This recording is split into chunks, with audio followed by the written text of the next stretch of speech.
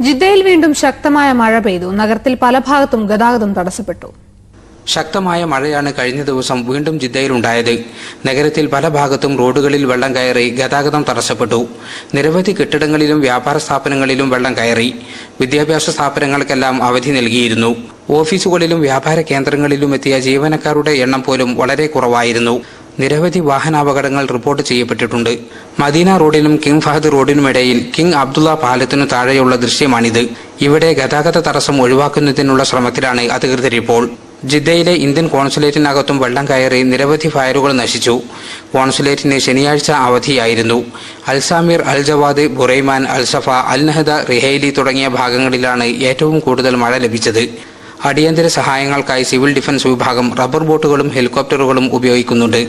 അടിക്കടിയുണ്ടാകുന്ന മഴ കാരണം പല ഭാഗത്തും പുതിയ ഡ്രെയിനേജ് സംവിധാനം സ്ഥാപിച്ചിട്ടുണ്ട്.